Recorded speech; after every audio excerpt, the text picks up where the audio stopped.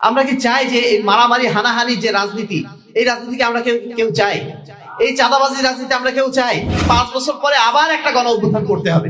আপনারা কি চান এইভাবে বারবার এভাবে গণ অভ্যুত্থান, আমাদের সন্তানদের রক্ত অন্যায় ভাবে এইভাবে রাস্তায় বিলীন হোক? ফেব্রুয়ারিতে নির্বাচন হবে, এই নির্বাচনে আপনারা কে কে ভোটে দাঁড়াবেন? কেউ দাঁড়াবেন না। কে কে আপনারা ভোট কেন্দ্রে যাবেন?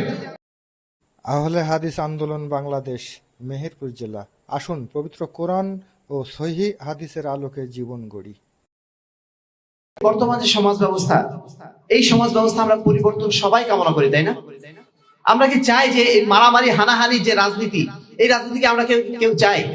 এই চাঁদাবাজি রাজনীতি আমরা কেউ চাই? একটা শাসন ব্যবস্থাকে আমরা তো বিদায় করলাম একভাবে, কিন্তু আগামীতে যে সিস্টেম আসছে, মানে যে সিস্টেম আমাদের মধ্যে এখন আছে, সেই সিস্টেমে যেই নেতা হোক না কেন, একই ঘটনা আবার ঘটবে। আপনাদেরকে 5 বছর পরে আবার একটা গণ অভ্যুত্থান করতে হবে। আপনারা কি চান এইভাবে বারবার এভাবে গণ অভ্যুত্থান, আমাদের সন্তানদের রক্ত অন্যায় ভাবে এইভাবে রাস্তায় বিলীন হোক? এটা কি আপনারা কেউ চান? একটা শান্তিপূর্ণ সমাজ আমরা সবাই চাই। মনে রাখবেন, আজকে যদি আপনি এই সিস্টেমের অধীনে যদি মনে করেন থাকেন যে আমরা আজকে যদি কোনো ইসলামী দলকে ভোট দিই তাহলে হয়তো পরিবর্তন আসবে, আপনাদেরকে আমি এই কথা লিখে দিতে পারি যে আগামীতে যদি জামাত ইসলামী ক্ষমতা আসে, তবুও তাদের পক্ষে এইটুকু সুযোগ নেই, এই সুযোগ নেই এই সমাজ ব্যবস্থা থেকে দুর্নীতি, অব্যবস্থাপনা এটা দূর করবে। এটা দূর করার সাধ্য তাদেরও নেই, কারণ সিস্টেমটাই এরকম। এই সিস্টেমে যেই ঢুকবেন সেই মানে পরবর্তী পদক্ষেপ হবে তার ফ্যাসিস্ট হওয়া। আপনারা তাদেরকে ফ্যাসিস্ট বলে 2 দিন পরে তাড়িয়ে দেবেন। সিস্টেমটাই এরকম। এই জন্য এই সিস্টেমটা পরিবর্তন করাটা আমাদের সবচেয়ে বেশি জরুরি। এই গণতান্ত্রিক সিস্টেম, এই সিস্টেমকে আমাদের পরিবর্তন করার জন্য আমাদের উদ্যোগ গ্রহণ করতে হবে। আমাদের আগামীর রাজনীতি হবে এই রাজনীতি পরিবর্তনের রাজনীতি। আমাদের অনেক বলে থাকে আপনারা কি রাজনীতি করেন? শেখ আলবানী ভাষায় বলি, মিনা সিয়াসা তারকু সিয়াসা। আমাদের রাজনীতি হচ্ছে বর্তমান রাজনীতিকে ছেড়ে দিয়ে এই রাজনীতিকে মানে উৎসাদন করে, এই রাজনীতিকে বাতিল করে ইসলামের রাজনীতি, ইসলামী খেলাফতের রাজনীতি প্রতিষ্ঠিত করা। এটাই হচ্ছে আমাদের রাজনীতি। এই জন্য আমরা প্রচলিত রাজনীতির সাথে কোনো অবস্থাতে আপোষ করতে চাই না বা আপোষ করব না। আপনারা যারা এখানে উপস্থিত আছেন, আপনাদের কাছে আমি একটা প্রশ্ন ছুড়ে দিতে চাই। আগামী ফেব্রুয়ারিতে নির্বাচন হবে, এই নির্বাচনে আপনারা কে কে ভোটে দাঁড়াবেন? কেউ দাঁড়াবেন না। কে কে আপনারা ভোট কেন্দ্রে যাবেন? আমরা আশা করি এই ধরনের আপনারা যারা এখানে প্রায় ধরে নেন 400-500 মানুষ আছেন, আপনারা যখন বলছেন যে আমরা কেউ ভোট কেন্দ্রে যাব না, আপনাদের দ্বারা নিশ্চয়ই আরো 5 জন ব্যক্তি, আরো 10 জন ব্যক্তি প্রভাবিত হবে, তারাও যাবে না। এইভাবে যদি আমরা প্রত্যেকেই এই প্রচলিত রাজনীতি বর্জন করার জন্য প্রতিজ্ঞাবদ্ধ হই এবং ইসলামী খেলাফত আনার জন্য আমরা মানুষের মধ্যে প্রচার প্রচারণা চালাতে শুরু করি, এই সমাজে কি পরিবর্তন আসবে না ইনশাআল্লাহ? সেটাই আমরা মূলত চাচ্ছি, সেই জিনিসটাই আমরা চাচ্ছি। আমি যদি একাও হই, সেই কাজটাই যেন আমরা করে যেতে পারি, এটাই হচ্ছে আমাদের মূল কর্তব্য। এক্ষেত্রে আমাদের কয়েকটা করণীয় আছে, ইসলামী রাজনীতির কয়েকটা ধাপ আছে। আমরা এই মুহূর্তে কি করব? আমাদের প্রথম করণীয় হচ্ছে তাজকিয়া এবং তারবিয়া। আল্লাহ রাব্বুল আলামিন বলছেন, তার রাসূলকে তিনি যখন প্রথম প্রেরণ করেন, কিভাবে প্রেরণ করেছিলেন?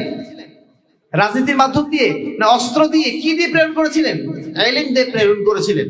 তিনি বলেছিলেন, ওয়াল্লাযী বাআসা ফিল উম্মিয়িনা রাসূলাম মিনহুম ইয়াতলু আলাইহিম আয়াতিহি ওয়া ইউযাক্কিহিম ওয়া ইউআল্লিমুহুমুল কিতাবা ওয়াল হিকমা। আয়াতের প্রথম অংশে যেটা বলা হচ্ছে, আল্লাহ রাব্বুল আলামিন তার রাসূলকে এই জন্য প্রেরণ করেছেন যেন তিনি মানুষের সামনে আল্লাহর আয়াতসমূহকে পাঠ করে শোনাতে পারেন এবং তাদেরকে যেন তিনি দ্বীন শিক্ষা দিতে পারেন এবং তাদেরকে যেন হিকমত শিক্ষা দিতে পারেন। আল্লাহ রাসূল সাল্লাল্লাহু আলাইহি ওয়াসাল্লাম আমাদের এই সমাজে যখন প্রথম এসেছিলেন, তার প্রথম কাজ ছিল সমাজকে প্রশিক্ষিত করা, সমাজকে ইসলামের সঠিক বার্তাগুলো প্রেরণ করা, তাদেরকে তাওহীদ শেখানো, তাদেরকে সুন্নাত শেখানো। এটাই তাদের প্রথম কাজ ছিল। আমাদের যেটা কাজ হবে এখন সমাজে, আমাদের যারা দায়িত্বশীল আছেন, আমাদের যারা সন্তানরা আছেন, আমাদের পরিবারের যারা সদস্যরা আছেন, তাদের সবার কাছে তাওহীদের দাওয়াতটা নিয়ে যাব, ইমানের বিশুদ্ধ দাওয়াতটা আমরা নিয়ে যাব। ইমান যদি শুদ্ধ না হয় তাহলে আমরা কোনো অবস্থাতেই আমাদের কর্মক্ষেত্রকে শুদ্ধ করতে পারবো না। রুট যদি ঠিক না হয় কখনোই আমরা এই রাষ্ট্র ব্যবস্থা, সমাজ ব্যবস্থাকে আমরা পরিবর্তন করতে পারবো না। এই রুটটাই হচ্ছে তাওহীদ, এই রুটটাই হচ্ছে সুন্নাত। আমরা সবাইকে এই কথা শেখাবো যে আল্লাহ ছাড়া কোনো মাবুদ নেই, আল্লাহ ছাড়া কারো বিধান মানা যায় না। এই দাওয়াত আমরা পৌঁছাতে পারবো না ইনশাআল্লাহ? আমরা সবাইকে এই কথাই বলবো, আল্লাহ ছাড়া কারোর বিধান মানা যায় না। এইটুকু অন্তত বিশ্বাসটা ভিতরে রাখুন।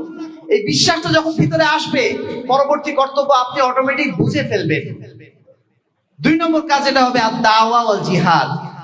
আপনি যখন জেনে নিলেন যে আল্লাহর বিধান ছাড়া অন্য কোনো বিধান মানা যায় না, আল্লাহ রসুলের আদর্শ ছাড়া অন্য কোনো মানুষের আদর্শকে গ্রহণ করা যায় না, তাহলে আমাদের দ্বিতীয় কর্তব্য কি হবে? দাওয়াত ও জিহাদ, মানুষকে দাওয়াত দেওয়া। আপনি নিজে শিখলেন, আপনার কাজ হচ্ছে মানুষকে শেখানো। সেই শেখানোটা কিভাবে হবে?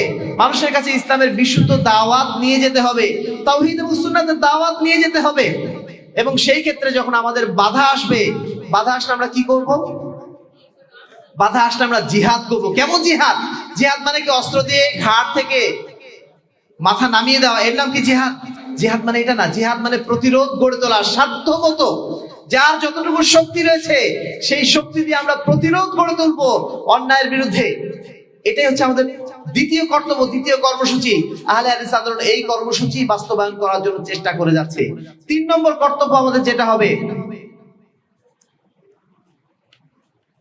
আমাদেরকে অবশ্যই সংঘবদ্ধ হতে হবে। একাকী কখনো দাওয়াতকে বাস্তবায়ন করা যায় না, একাকী কখনো জিহাদ করা যায় না। একাকী আপনি দার্স দিতে পারেন, একাকী আপনি খুতবা দিতে পারেন, হয়তো কিছু মানুষকে আপনি দাওয়াত দিতে পারেন, কিন্তু এই সমাজের বৃহত্তর পরিবর্তনের জন্য আমাদের সবাইকে ঐক্যবদ্ধ হওয়া ছাড়া দ্বিতীয় কোনো রাস্তা নেই। এই জন্য আল্লাহ রাসূল সাল্লাল্লাহু আলাইহি ওয়াসাল্লাম সবসময় আমাদেরকে উৎসাহিত করেছেন, আলাইকুম বিল জামা ওয়া ইয়াকুমুল ফুরকা, তোমাদের জন্য জামাতবদ্ধ জীবনকে ফরজ করে দেওয়া হলো এবং বিচ্ছিন্ন জীবনকে নিষেধ করে দেওয়া হলো। কেন? ফাইন্না শাইতান মাল ওয়াহিদ, শয়তান থাকে একজন বিচ্ছিন্ন ব্যক্তির সাথে। ওহুয়া মিনাল ইসনাইনি আবাদ, মানুষ যখন সংঘবদ্ধ থাকে তখন তাদের সাথে শয়তান থাকে না। সম্মানিত উপস্থিতি, আমাদেরকে অবশ্যই সাংগঠনিকভাবে সংঘবদ্ধ হতে হবে। যেহেতু আমাদের আজকে রাষ্ট্র নাই, ইসলামী রাষ্ট্র কি আছে আমাদের? ইসলামী রাষ্ট্র যেহেতু নাই, আমাদেরকে অবশ্যই দ্বিতীয় যে পন্থা, সংগঠনের সাথে সম্পৃক্ত হয়ে কাজ করতে হবে, সংঘবদ্ধভাবে কাজ করতে হবে, একজন নেতার অধীনে থেকে কাজ করতে হবে। একা একা বিচ্ছিন্নভাবে যেন আমরা না থাকি। আহলে হাদিস সমাজ আজকে আমরা বিচ্ছিন্ন হয়ে আছি, আমাদের কোনো নেতা নেই, যার যা খুশি তাই করে যাচ্ছি আমরা। এইভাবে সমাজ বিপ্লব করা যায় না, সমাজে পরিবর্তন আনা যায় না। এই জন্য বিশেষ করে যারা তরুণ আছেন, যারা যুবক আছেন, তাদের প্রতি আমাদের বিনীত অনুরোধ থাকবে, আপনারা সংঘবদ্ধ হওয়ার চেষ্টা করুন। নির্দিষ্ট নেতৃত্বের অধীনে আপনারা সুসংঘবদ্ধভাবে, সুশৃঙ্খলভাবে দাওয়াতের কাজটা পরিচালনা করুন। তাহলে ইনশাআল্লাহ আমাদের আপনাদের মাধ্যম দিয়ে সমাজটা পরিবর্তন করাটা সহজ হবে।